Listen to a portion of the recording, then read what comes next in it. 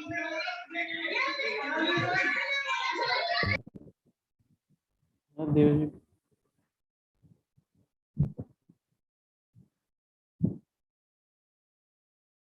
good evening, and welcome back to today's The Hindu Analysis. And today's date is 14th October 2021, and I'm again Praveen Chaube here to discuss few important articles of today's newspaper.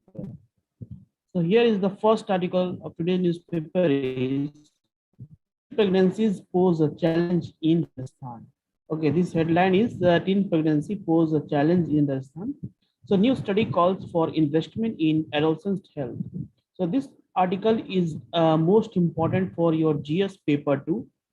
That is related with the health problem in our country and what are the problems, challenges related to the pregnancy in Rajasthan. Okay, because of new study calls for investment in adolescent health. So amid the high prevalence of child marriages, reducing teenage pregnancy, okay, reducing teenage continue to be the biggest challenge in addressing issues related to the reproductive health of adolescents in Rajasthan. Since more than one third of the girls get married before they cross 18, and 6.3 girls in the age group of 15 to 19 years are already mother or pregnant, investment in sexual and reproductive health is a crucial for the state. So you can take this news as a passing reference while writing an answer in your mains exam regarding adolescent health in our country and what are the challenges related with this. And you can write example of a state like Rajasthan. Okay, so in this case, we'll try to understand the article in detail. Amid the high prevalence of child marriages, reducing the teenage pregnancies continue to be the biggest challenge in addressing issues related to the reproductive health of adolescents in Rajasthan. So more than one third of the girls get married before they cross 18, and 6.3% of the girls in the age group of 15 to 19 years are already mother or pregnant. So this is most happen in part of rural areas in Rajasthan, where we know that problem is climatically this state is not suitable for all these things like people should get a proper water. Okay, they are not able to get a proper treatment on time. So this all related with the problems. So the women in the state face challenges in the field of sexual and reproductive health because of structural poverty. Poverty is very high. They have not a basic needs. Okay, they have basic needs like they're not able to access clean water, not able to access sanitaries, all these things. Okay, not able to having a proper nutrient food. Social discrimination is another factor. There is a discrimination among the male and female child. Okay, they have not given a proper educations, regressive social norms, okay, and inadequate education and early marriage and childbearing. These are the some important point that make more vulnerable in Rajasthan. Okay, so what should we do for make a better situation? For a better situation, we required a study state that every rupees 100 spent on meeting the unmet needs of adolescent, there will be a return of approximately 300 in terms of healthcare cost saved. So what is this meaning? This means the 100 spent on meetings. So we required a meeting with the adolescents to know what their exactly a problem, their basic problems, their health status. We should check. Okay, and this indicate a very high potential for gains in health and economic gains from the interventions. The potential health gain from the intervention could avoid 1.5 lakh unwanted pregnancy, 1.4 lakh unwanted births, and over 14,000 unsafe abortions, and the death of more than 7,000 infants and 300 pregnant women between 2021 and 2025. So this is the result. This is the data that show how a problem is very big, become very worse in the part of Rajasthan. Okay, the finding also revealed that the per capita investment of rupees 1 in weekly iron and folic acid supplement would save almost 2 to 20 in terms of averted productivity loss in adolescents. So this will be in terms of averted productivity loss in adolescents. So adolescents comprise 23% of Rajasthan population. Their demographic dividend could be harnessed through effective strategies. Okay, investment in sexual and reproductive health is crucial for the state, and there is a need for increase to modern contraceptive prevalence rate. Okay, so these are some problems, and there is a solution for all these things. We require to make a situation more control in the state Rajasthan. So what are the things that we required? We required investment in all this reproductive health is crucial for the state. There is a need to increase the modern contraceptive prevalence rate also in the state of Rajasthan. Next, we move to another important news article of today's newspaper is deconstructing climate finance. Okay, this is related with your GS paper 3 called climate conservation. Okay, and developed country are not close to meeting their targets. So in the run-up to the 26th conference of the parties of United Nations Framework Convention on Climate Change, media reports have claimed that the developed countries are inching close to the target of providing 1,100 billion annually in climate finance to developing country by 2025. The original target was 2020, but now it extended to 2025. This view has been bolstered by the Organization for Economic Cooperation and Development, which claimed that the climate finance provided by the developed country had reached 78.9 billion in 2018. So we'll go in detail about this article. So media report have highlighted that a developed country are soon going to meet the target of $100 billion, okay, annually, in climate finance to developing country by 2025. Now, the Organization for Economic Cooperation and Development, that is OECD, has also claimed that climate finance provided by the developed country had reached 78.9 billion in 2018. The article evaluates if the claims are genuine or erroneous. So this is what developing country plays, that they will provide $100 billion under Kyoto Protocol, that they will finance the developing countries. Developed countries is helping the developing country for climate finance, so that this will be suitable for their all these important we can say that initiative called Adaptation and Mitigation Strategy to fight against the climate change. Now, this is confirmation given by the Organizations for Economic Cooperation and Development. Submitted also claimed that the climate finance provided by the developed country had reached $78.9 billion in 2018. The article evaluate if the claim are genuine or erroneous. Okay, so what are the flawed claims in this? The finance for developed to developing countries. Awarding finance from the developed to the developing countries should be from public resources. Okay, it should be public sources, either in the form of grants or concessional loans. Okay, there should be the grant. And what is called grant?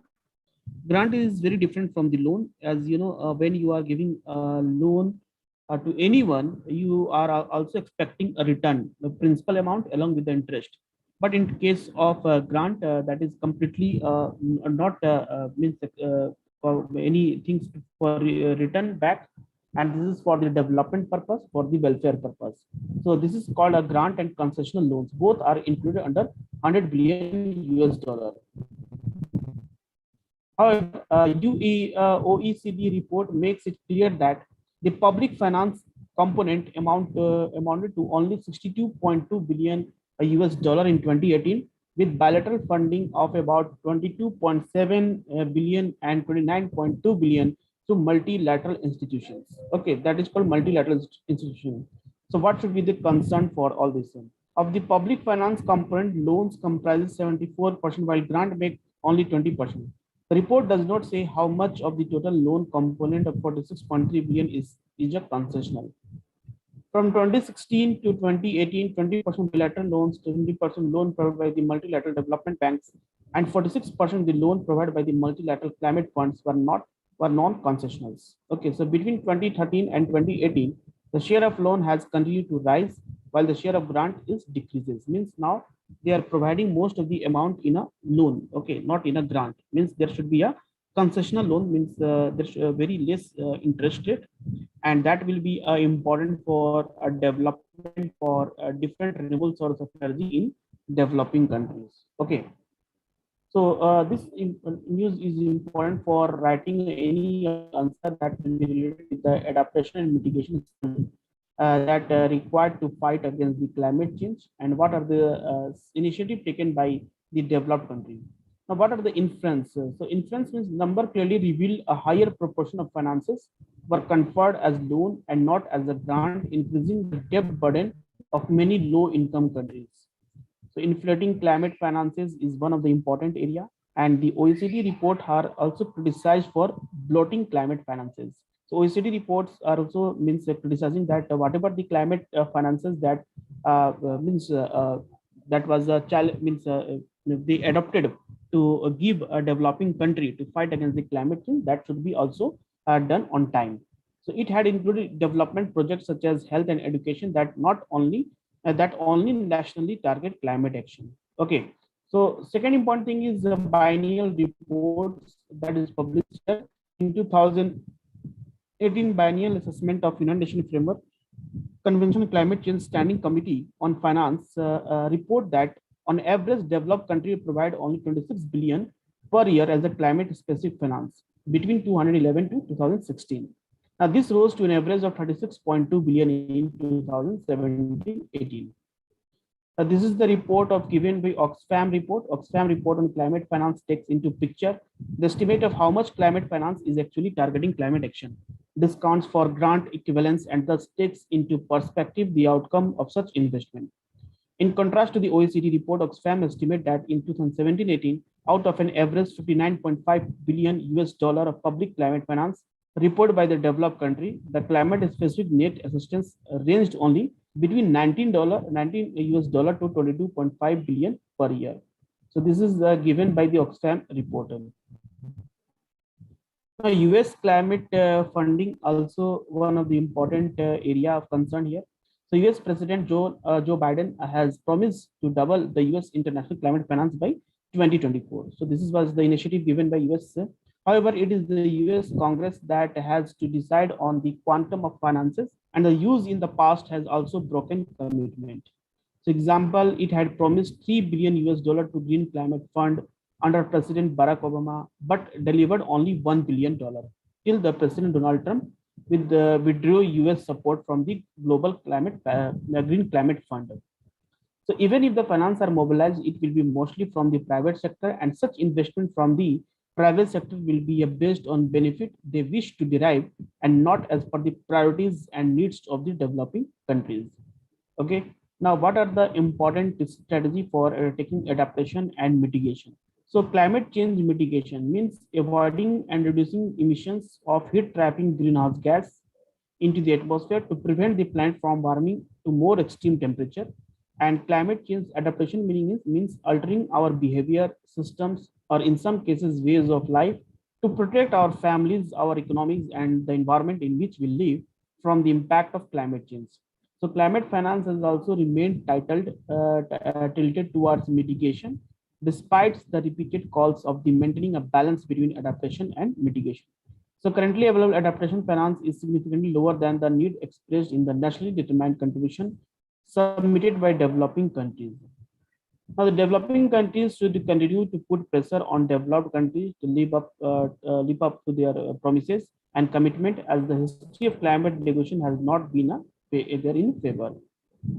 So this news article is more related with your exam point of view, so that you should know what are the steps taken by all the government organizations. Okay, now another important report, that is Punjab unhappy after center enhances power of PSF. So this news is important for your internal security, GS paper 3. So in GS paper 3, we have to study the important forces of our country, like BSF, ITBP, Assam Rifles, CISF, CRPF के बारे में भी हम लोग को पढ़ना है. So their power and function we have to study in detail in GS paper 3, the part of subtopic in internal security. Now, the Punjab unhappy after the center enhanced the power to BSF. So it allowed to operate within 50 kilometers from the border. The Union Home Minister enhanced the power of border security force, arrest, search, and siege within 50 kilometers from the international boundary in Assam, West Bengal, and Punjab. Such operational power of BSF, the Central Armed Police Force under the Union, will also be applicable to the newly created Union territories of Jammu and Kashmir and Ladakh, according to a notification published by the Gazette of India and on October 11. So earlier, the BSF limit was fixed to up to 50 kilometers from the international boundary of Gujarat and 15 kilometers from the Rajasthan, Punjab, West Bengal, and Assam. So Punjab Chief Minister Chandrajit Singh Channi criticized the move as an attack on federalism and sought to roll back of decision. October 11 notification replaced 2014 under the BSF Act 1968, which also covered the state of Manipur, Mizoram, Tripura, Nagaland, and Meghalaya. Okay, so in this case, we'll require a context. Okay, in a gazette notification, the Union Home Minister has amended earlier notification of 2014 on the reduction of the Border Security Force to exercise its power in a state where it is guard as the international border. The detail here is it outlined the new jurisdiction as a whole of the area comprised the state of Manipur, Mizoram, Tripura, Nagaland, Meghalaya, and Union territories of Jammu and Kashmir and Ladakh, and so much of the area comprised within a belt of 50 kilometers in the state of Gujarat, Rajasthan, Punjab, West Bengal, Assam, running along the border of India. Earlier, the BSF limit was fixed up to 80 kilometers from the international boundary in Gujarat and 15 kilometers in Rajasthan, Punjab, West Bengal, and Assam. The recent notification replaced the 2014 border BSF Act 1968, which also covered the state of Manipur, Mizoram, Tripura, Nagaland, and Meghalaya. So, what is Border Security Force? What are the important mandates? So, Border Security Force is a central armed police force under the Union. The BSF is the border guard of the country and is called the Indian first line of defense. Now, Union government agencies under the administrative control of Ministry of Home Affairs came into being in the wake of 1965 Indo-Pakistan War. It was established in the 1st December 1965. Okay.